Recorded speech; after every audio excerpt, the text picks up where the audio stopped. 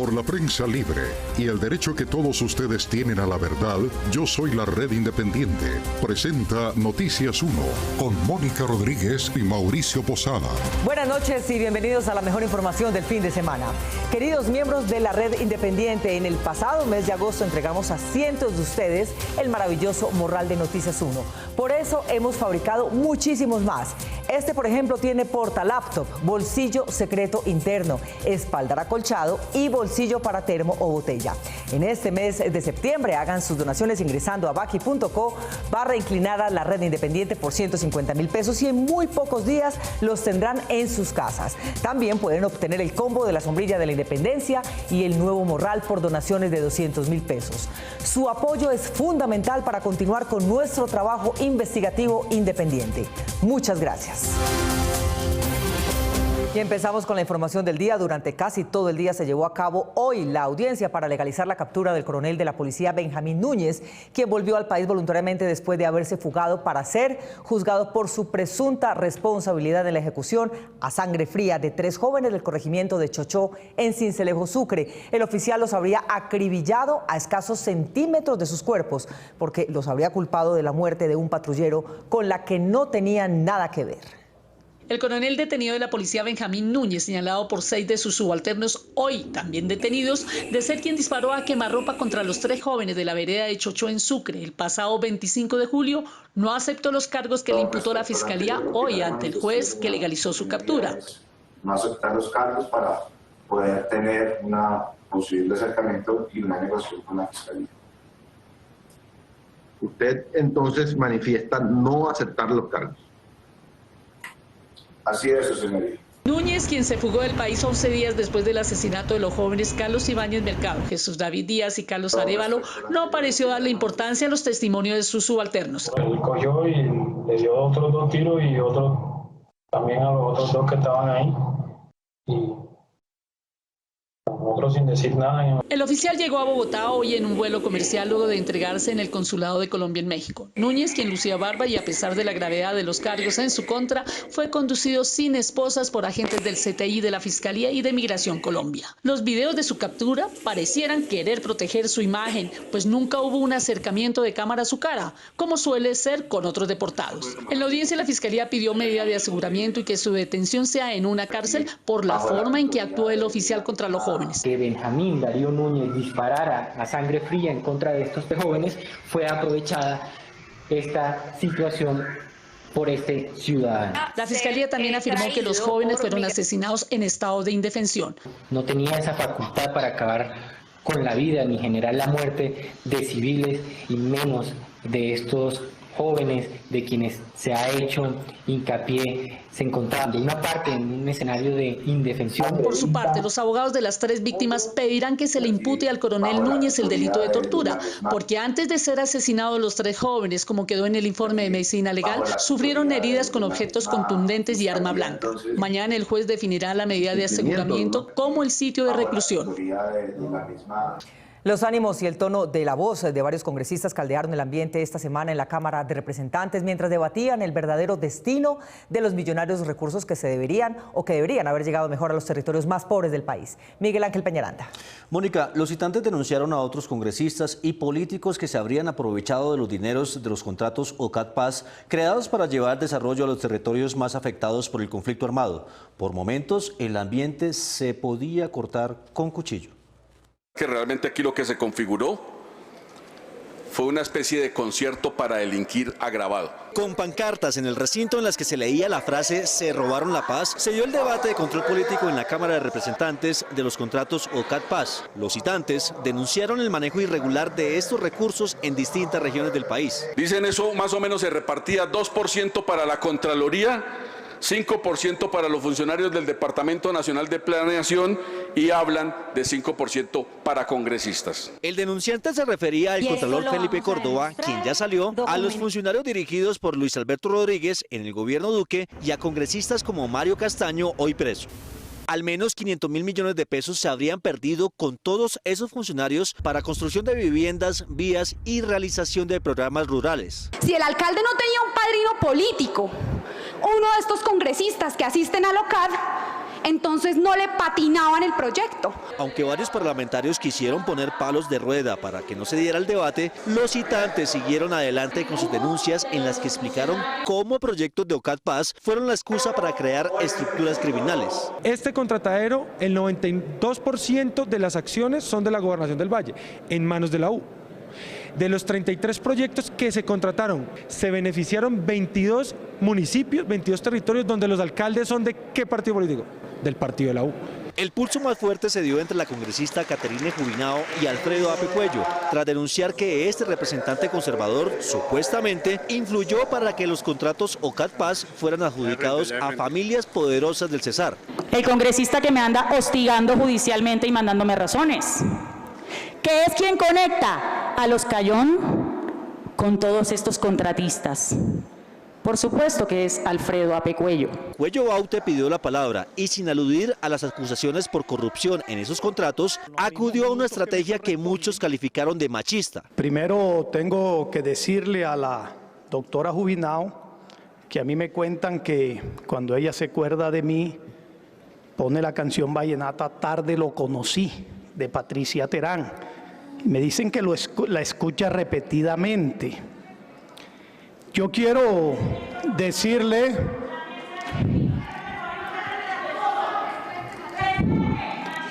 carajo, no, tranquila, tranquila. Ahora se la pongo. Aunque siguieron las denuncias por los manejos de los recursos de la paz, pareciera que la maniobra del congresista conservador por desviar la atención del debate surgió efectos. Varios representantes empezaron a irse del recinto y al final solo quedaron los citantes, lo que se vio como un desplante más de quienes ejercen el control político en Colombia. Una polémica político-económica estalló ayer cuando el presidente Petro, en la clausura del Congreso Anual de la Asociación de Empresas de Servicios Públicos, anunció que el gobierno podría intervenir en la CREC, la entidad que regula las tarifas. Juliana Ramírez. Mónica, el anuncio del presidente puede ser popular, pero es polémico en el mundo económico y difícil de realizar, porque al intervenir el valor de las tarifas podría producir demandas contra el Estado. Tenemos un artículo de una ley hecha por Duque, su plan de desarrollo. Él la pensó para él, obviamente para él no, sino para su gobierno. Nos permite asumir las funciones de la CREC. Ese artículo lo vamos a usar. En medio del enorme aumento de las tarifas de energía, que en Colombia promedian 25,90% y en ciudades como Santa Marta se ubica en 49,94%, el presidente Gustavo Petro anunció que su gobierno asumirá las funciones regulatorias de la Comisión de Energía y Gas CREC. Los expertos opinan que la intención del presidente no se podría concretar. El riesgo de litigio sería absolutamente evidente en este tipo de casos. Pone en tela de juicio la legalidad de las regulaciones que sean entonces expedidas en ejercicio de una extralimitación de funciones. La discusión es de corte constitucional porque el artículo al que hace referencia aplica solo para nuevos agentes y no para los ya existentes. El pronunciamiento de Petro causó tal preocupación que los gremios del sector se encuentran buscando soluciones apresuradas vía modificación de cálculo de tarifa y limitación del incremento de la inflación de Estados Unidos en contratos de venta de energía para evitar que se toque la CREC. En esta coyuntura, la exdirectora de la CREC, Carmen Sachaín, rescata el efecto que ha tenido en las decisiones del gobierno Duque. Durante la pandemia, los decretos de emergencia, el gobierno lo que hizo fue que les difirieran el pago de los consumos. Entonces, ¿qué ven los usuarios en las facturas en este momento? Están viendo que pagan su consumo corriente, pero también están pagando una deuda. También está el efecto inflación, no solo a nivel nacional, sino mundial, que encarece los insumos de los agentes de la cadena. Hay algunos valores que se actualizan, no con la inflación de Colombia, sino con la inflación de Estados Unidos. En la costa caribe el tema es más complejo y se debe en parte a un régimen tarifario y transitorio distinto. El costo de comercialización, es decir, uno de esos componentes de la fórmula tarifaria, en el caso de la costa caribe se iba a incrementar en un 20%, y que además algo que se llama riesgo de cartera, que se le reconoce algo de riesgo de cartera a los que prestan el servicio, se incrementó en 300 puntos básicos. Generalmente a las empresas de energía se les reconoce una pérdida de 12,5%, pero en la costa se sube a 25% y 27%. A las dos empresas se les reconoció un cargo adicional por 90 pesos por kilovatio hora para que las empresas iniciaran o desarrollaran un plan de reducción de pérdidas. Pero, ¿qué soluciones pueden aplicarse? La principal, según analistas, es enfocar los esfuerzos en disminuir la inflación. Identificar los indexadores, si hay oportunidad entonces de regular la manera como se actualizan los precios mes a mes. Los conocedores dicen que no es viable ni congelar tarifas ni crear un fondo de estabilización tarifario. De las críticas de la oposición y buena parte de los columnistas al gobierno Petro por su presunta complicidad diplomática con el régimen de Nicaragua, se pasó a las fuertes declaraciones del canciller colombiano Álvaro Leiva en contra de Daniel Ortega. Juan Fernando Barona. Mónica, el ministro Leiva reafirmó que Colombia había tratado de mediar con Nicaragua para que liberara a los presos políticos. Cuando fue evidente que eso no ocurriría, el canciller calificó a Ortega de violador de derechos humanos. Hoy las relaciones entre los dos países están prácticamente rotas. En medio de la censura de la dictadura de Daniel Ortega en Nicaragua a los medios de comunicación, solo algunos periódicos registraron las declaraciones del canciller de Colombia, Álvaro Leiva, en las que aseguró que el presidente del país centroamericano es un violador de derechos humanos. Entre los que se atrevieron a hablar del tema estuvo el diario La Prensa, que es el medio más prestigioso en el exterior y más censurado en el interior del país. Canciller de Petro rompe el silencio. De ninguna manera estamos con el señor Ortega. Todo comenzó cuando el 12 de agosto pasado, cuando en una sesión extraordinaria en la OEA, Colombia se ausentó y no votó la condena de 27 países a Nicaragua por las violaciones a los derechos humanos en la dictadura de Ortega. ¿Tenemos conectado a alguien de Colombia? No, embajador, no hay nadie. Colombia es absent. Aunque inicialmente se cuestionó la ausencia de Colombia, después se supo que el gobierno Petro tomó la decisión de no votar porque el gobierno estaba tratando de que Nicaragua liberara a varios presos políticos, entre estos Juan Lorenzo Holman Chamorro, gerente general del diario La Prensa. Es razón absolutamente humanitaria, y si toca hacer la diligencia frente al señor Ortega, que se me hace que es uno de los hombres violadores por excelencia de los derechos humanos, yo la hago. Además, Leiva adelantó que la otra semana Colombia va a condenar las violaciones a los derechos humanos de Ortega en la Asamblea de la ONU en Ginebra, Suiza. Son 53 países que van a manifestarse. Colombia está incluido. Las declaraciones del canciller Leiva cayeron mal en Managua. Se dice que el régimen de Daniel Ortega no le dará el beneplácito al designado embajador de Colombia en ese país, León Freddy Muñoz.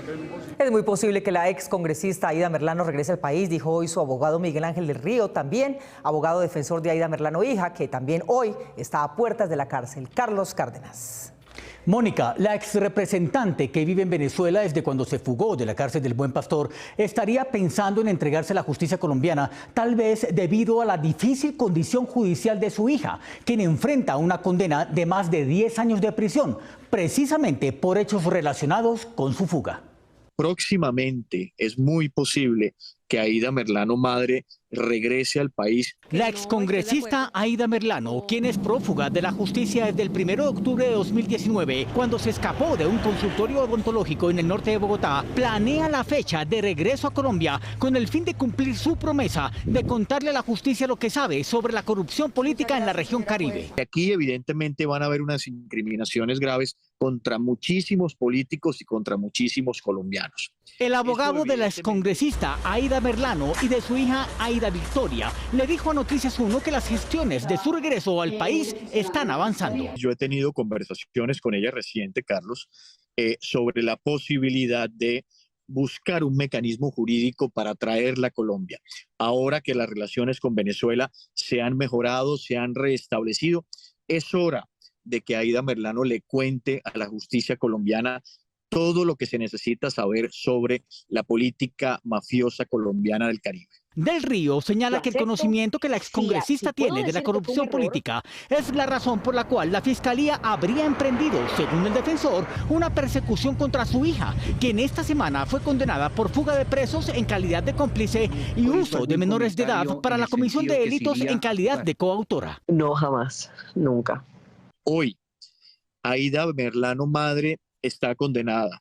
Hoy, Aida Victoria tiene sentido de fallo condenatorio, pero los verdaderos organizadores de su fuga, que estuvieron detrás de las mafias políticas y de las compras de votos, la familia Char, están impunes. El cálculo de la pena que pagaría Aida Victoria por fuga de presos y uso de menores de edad para la comisión de delitos se determina a partir de la pena más grave. La relacionada con el uso de menores para la comisión de delitos, que el mínimo establecido en la ley es de 10 años.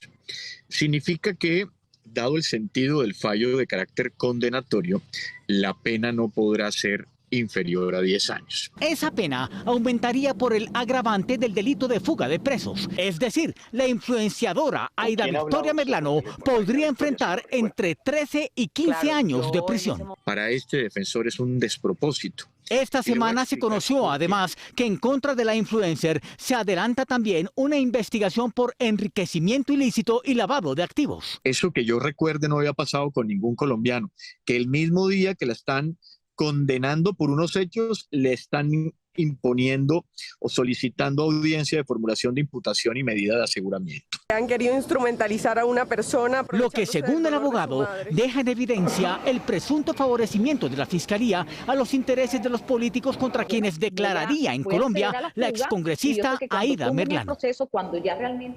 A los múltiples problemas de seguridad y convivencia que tiene Bogotá se suma el robo y la destrucción de los bienes muebles de uso público de la ciudad. Gustavo Monge. Mónica, aunque le sirve a todos los habitantes de la capital, los vándalos se roban las canecas de basura, arrancan las señales de tránsito o destruyen las bancas. El daño nos vale a todos 22.000 millones de pesos. Este es el estado corriente del mobiliario público en Bogotá. Canecas sin fondo o rapadas por la delincuencia, contenedores vandalizados, paraderos del sistema integrado de transporte mutilados, tapas de alcantarillas robadas, entre otros bienes afectados. Claro, no solo en términos económicos, sino también en términos de percepción de seguridad. Hoy todos sabemos de la crisis de seguridad que estamos viviendo y cada luminaria que se roban, además de ser un gasto económico para la ciudad, pues también genera una zona de inseguridad y de percepción de inseguridad en Bogotá.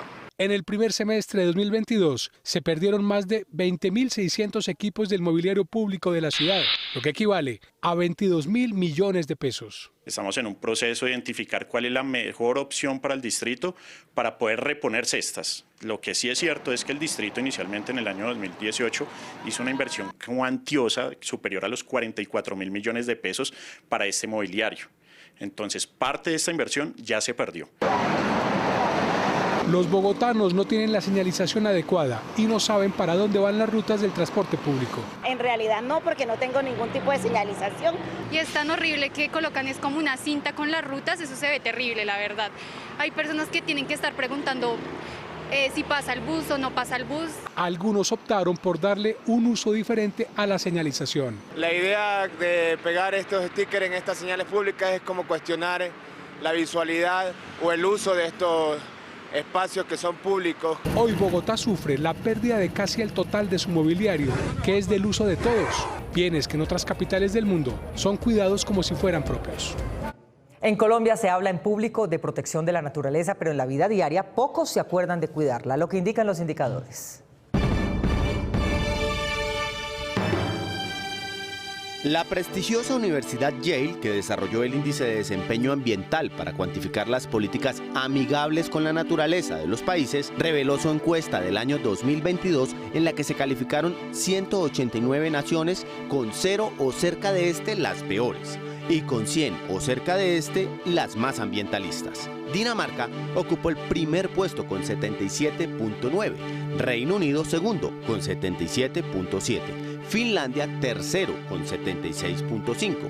Colombia no estuvo entre las mejores ni entre las peores. Ocupó la posición número 87 y fue calificada con 42.4. Esto indica que en materia de protección del planeta, los colombianos no hacemos fu ni tampoco fa. Esto es lo que indican los indicadores. El mundo entero sigue atento a las ceremonias de la realeza británica, tanto la del solemne sepelio de la reina Isabel como la de la proclamación de su sucesor e hijo mayor, Carlos III. Lucía del Mar Gómez. Mónica, los actos de despedida de la reina Isabel tomarán todavía una semana más. Al mismo tiempo se desarrollan en medio de gran pompa las ceremonias de proclamación y coronación de Carlos III. Después de 2 días de que se conoció el fallecimiento de la reina Isabel II, hoy se realizó la ceremonia de proclamación de Carlos, su hijo mayor, quien adoptó el nombre de Carlos III. Esta proclamación, que no incluye el ceremonial de su coronación, se realizó en el Palacio St. James. Por primera vez en la historia, este evento fue televisado en directo. Apenas iba a firmar el nuevo rey cuando se inició el primer motivo de polémica de su periodo, contrario a la época de su madre, quien nunca dio motivo de escándalos. Cuando Carlos III iba a estampar su nombre y el escritorio en donde iba a hacerlo tenía algunos objetos que ocupaban su espacio, se le escuchó decir: "Los sirvientes deben limpiar el escritorio por mí, no esperen que yo mueva las cosas". Toda la familia real está en Londres. Harry y William, los hijos del rey y de la fallecida Lady Di, caminaron en las afueras del castillo de Windsor acompañados de sus esposas para ver los numerosos arreglos y mensajes de su pueblo a la reina desaparecida. Contrario a los rumores de los últimos días, según los cuales Meghan no había sido invitada a los funerales, Harry apareció a su lado y al lado de su hermano y esposa, de quienes se supone que estaban distanciados. Los otros 3 hijos de la reina Isabel, hermanos del nuevo rey, Ana, Eduardo y Andrés, también se acercaron a la multitud y agradecieron el afecto popular. No pasó desapercibida la presencia de Andrés, que fue expulsado de la vida pública de la familia real después de las acusaciones sexuales en su contra con jóvenes mujeres proporcionadas por el suicida estadounidense Jeffrey Epstein. El funeral de Isabel II se cumplirá el lunes 19 de septiembre, dentro de 9 días, cuando se decretará Día Nacional en el Reino Unido. Se espera que asistan como invitados del rey Carlos III y de su familia unos 2.000 personajes, entre jefes de Estado, presidentes, primeros ministros, figuras de la realeza de otras monarquías, entre estas las familias de Mónaco, España, Holanda, entre otros. La transmisión de los eventos en directo a todo el planeta tendrá unos 700 millones de espectadores. 2 emblemáticas casonas del norte de Bogotá, escenarios de grandes fiestas diplomáticas y encuentros del poder político, estaban abandonadas. Hoy parecen revivir. ¿Por qué, Guillermo Gómez? Mónica, una es la residencia del embajador de Venezuela en Colombia y la otra la sede de su despacho. Ambas edificaciones estuvieron vacías y sin ningún mantenimiento durante 7 años. Hoy empiezan a reactivarse a tiempo con la reanudación de las relaciones entre las 2 naciones. Se robaron todo. Desde el techo ya se lo robaron, la capa asfáltica también se la robaron, los cables de la luz, todo se lo han robado, todo se lo han llevado. Pero hay una garita de la policía. Sí, ya está completamente destruido. ¿Y hay cosas adentro, hay muebles, hay cosas? Sí, por eso estamos acá. O sea, ¿qué hay? ¿Comedor? ¿Qué hay? Sí, lo de una casa normal. Lo de una casa normal, televisor y eso. Servicios.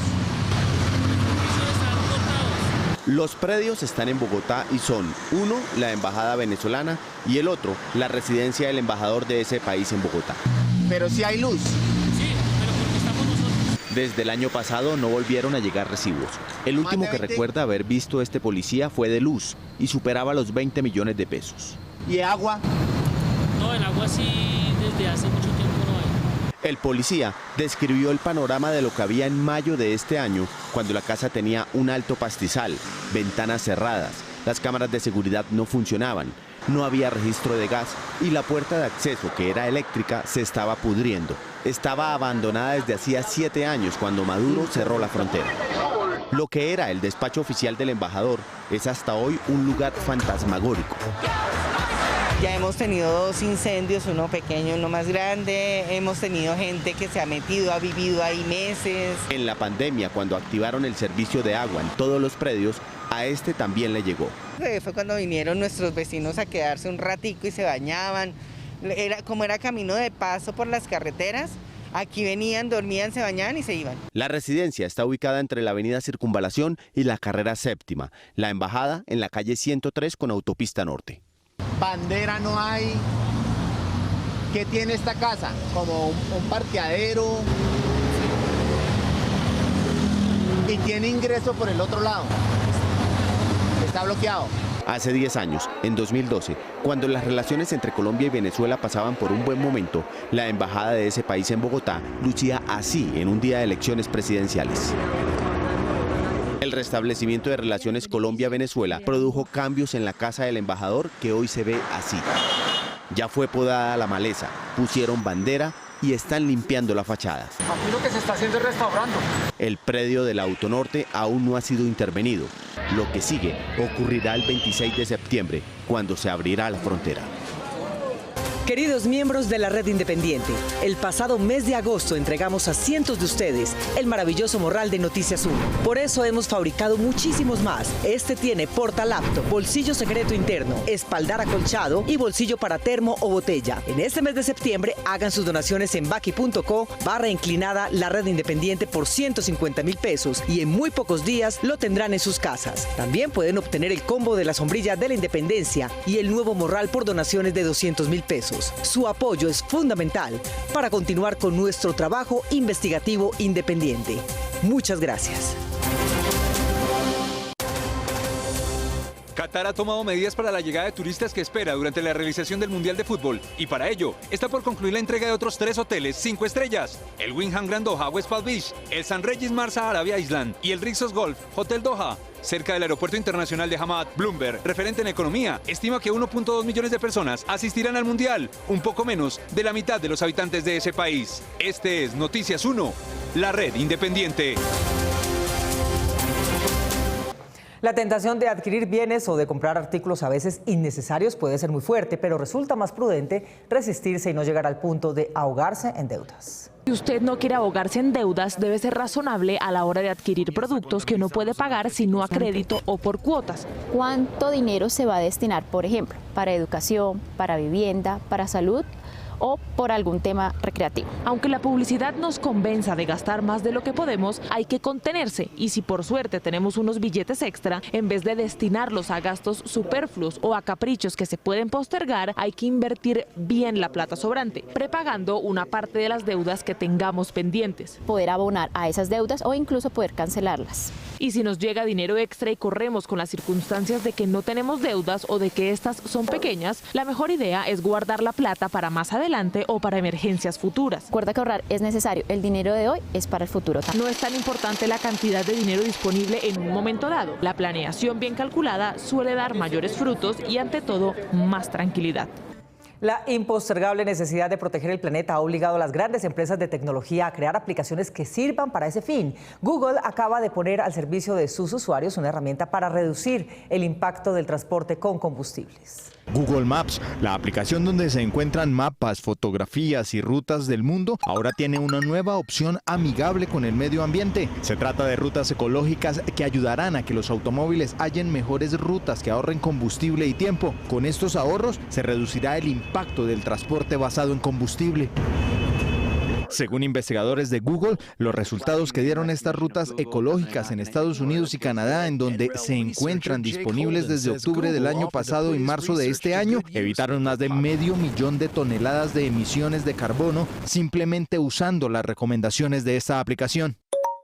Gracias al impacto positivo ambiental que produjo, Google decidió ampliar rutas ecológicas en 40 países europeos, en donde empezarán a funcionar los próximos días. La aplicación es sencilla, simplemente hay que entregar la información de modelo del vehículo, no importa si es eléctrico, a gas o combustible y la ruta. De inmediato, Google analizará los datos e informará sobre la velocidad constante recomendada para el ahorro de combustible y de tiempo. Se espera que próximamente estas rutas también lleguen a Sudamérica.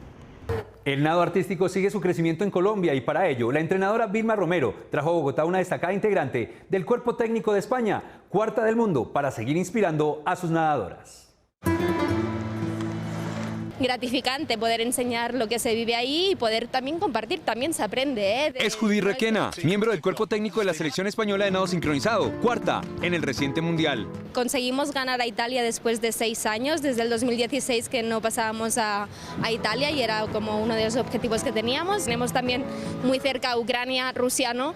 que siempre están en constante evolución y siempre son los tops. Llegó a Bogotá con un objetivo. Unificar criterios técnicos, conceptos. Sabemos que le vamos a sacar el mayor provecho para mejorar y pues adquirir nuevos conocimientos para pues nuestro día a día. Aprovechar todos los conocimientos que ya tiene para así poder mejorar el nivel de Bogotá. Sí, Judith asesora a las nadadoras capitalinas. Es un grupo joven, tiene mucha proyección, es un grupo que se está formando, hay muchas edades diferentes. Por eso el valor de su visita. Masificar la técnica de la natación artística, los nuevos cambios que se están haciendo a nivel Federación Internacional, es que todos manejemos el mismo criterio. Vilma Romero tiene a su cargo las nadadoras de Bogotá, con una meta definida. Vamos a relatar historias a través de diferentes rutinas, pero los jueces tienen una arduísima tarea y nosotros de recomponer la forma de construir rutinas. Destaca el camino que ha iniciado Colombia. El dueto de Mónica y Estefanía ha sido el gran impulsor y promotor de que tenemos nosotros que seguir buscando el nivel olímpico. Y por ese nivel olímpico es que Judith hace su aporte. Nosotras como objetivo principal tenemos París, obviamente, pero ahora en esta temporada vienen 2 mundiales muy seguidos. Así que estos conocimientos deben impulsar a las nadadoras artísticas que quieren llevar no solo a Bogotá, sino a Colombia, a lugares y competencias de primer nivel mundial.